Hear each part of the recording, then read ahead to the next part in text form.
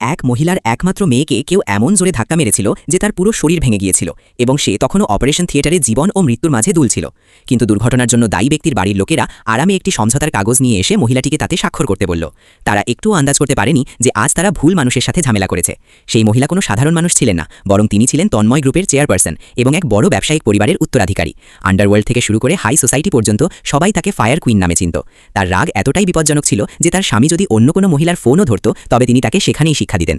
রাগে তিনি সেই সমঝোতার কাগজটি সরাসরি সামনের মহিলার মুখে ছুড়ে দিলেন এবং তার গলা চেপে ধরলেন। সময়মতো সহকারী এবং শিক্ষক মাঝখানে না এলে হয়তো তিনি তাকে সেখানেই শেষ করে দিতেন। যেই মহিলাটি একটু স্বস্তি পেলেন তার অহংকার আবার জেগে উঠল। তিনি তাচ্ছিল্য করে বললেন যে তার মেয়ের বার্ষিক ফি মাত্র 20,000 এবং তার কাছে কোনো বিশেষ ব্র্যান্ডের জিনিসও নেই, মানে স্পষ্ট যে সে একটি সাধারণ পরিবার থেকে এসেছে। তারপর তিনি একটি চেক বের করে বললেন যে তিনি সমস্ত চিকিৎসার খরচ বহন করবেন এবং উপরে 10 লক্ষ টাকাও দেবেন। এখানেই ব্যাপারটা শেষ করে দিন। কিন্তু তখনই সেই ধূর্ত মহিলা হেসে বললেন, আপনি জানেন এত বড় ঘটনার পরেও এই খবর কোথাও আসেনি কেন?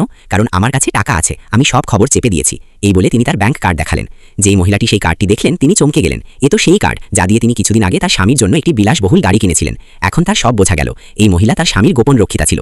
এখন তার রাগ আরও বেড়ে গেল। তিনি দাঁতে দাঁত চেপে বললেন, তুমি আমার মেয়ের জীবন কিনতে চাও তো বলো, তোমার ছেলের জীবনের দাম কত, আমি কিনছি। সেই ধূর্ত মহিলা হেসে বললেন, তোমাদের মতো মধ্যবিত্ত লোকেরা আমার ছেলের জীবন কিনবে? ঠিক আছে, 1 কোটি টাকা দাও, নিয়ে যাও তাকে। মহিলাটি না ভেবে বললেন, এতই? একটু দামি, কিন্তু আমি কিনছি। তারপর তিনি সঙ্গে সঙ্গে তার সহকারীকে ফোন করলেন, 1 কোটি টাকা ক্যাশ তৈরি করো এবং এখনই এখানে নিয়ে এসো। আর শোনো, তন্ময় গ্রুপের নামে যত কার্ড আছে সব ফ্রিজ করে দাও। এটা শুনে ধূর্ত মহিলা হাসতে লাগলেন। আপনি কি পাগল হয়ে গেছেন? আমার স্বামীর কার্ড ফ্রিজ করাবেন? তারপর রাগে বললেন, মনে হচ্ছে আপনি সমঝোতা করতে চান না, তাহলে 1 পয়সাও পাবেন না। আমার স্বামী দেশের সেরা আইনজীবী রোহিত মেহতাকে ডেকেছেন, যিনি কখনো মামলা হারেন না। তিনি এলেই আপনাকে জেলে পাঠিয়ে দেবে।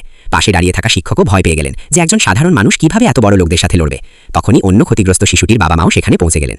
মা কাঁদতে কাঁদতে জিজ্ঞাসা করতে লাগলেন তার মেয়েকে কে মেরেছে। কিন্তু ধূর্ত মহিলা নির্দ্বিধায় বললেন, আমার ছেলে এবং তার বাবা তন্ময় গ্রুপের চেয়ারম্যান, আপনি কিচ্ছু করতে পারবেন না। তিনি আবার সমঝোতার কাগজ তাদের সামনে ছুড়ে দিলেন। স্বাক্ষর করলে টাকা পাবেন, না হলে আপনার মেয়েকে মরার জন্য প্রস্তুত থাকুন। তিনি ভেঙে পড়েছিলেন কিন্তু তবুও স্বাক্ষর করতে রাজি হলেন না।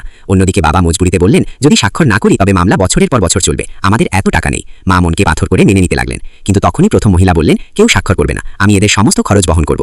ধূর্ত মহিলা হেসে বললেন, আপনি কি দিতে পারবেন? এবং তারপর তিনি একটি কার্ড মেশিন আনলেন। আজ আপনাকে দেখাবো আসল শক্তি কি হয়।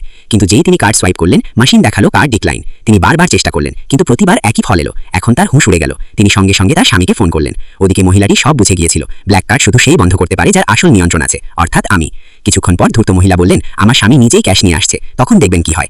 মহিলাটি শান্তভাবে বললেন, টাকার চিন্তা করবেন না, আপনার মেয়ের চিকিৎসা আমি করাবো। তখনই দরজা খুলে গেল এবং অনেকে বড় বড় সুটকেস নিয়ে ভেতরে ঢুকলেন। যেই তারা সুটকেস খুললেন, ভেতরে নোট ভর্তি ব্যাগ দেখা গেল। 1 কোটি টাকা পুরো আছে। এবার আপনার ছেলের পালা। সবার হুঁশ উড়ে গেল। আইনজীবীও টাকা পরীক্ষা করলেন, সব আসল ছিল।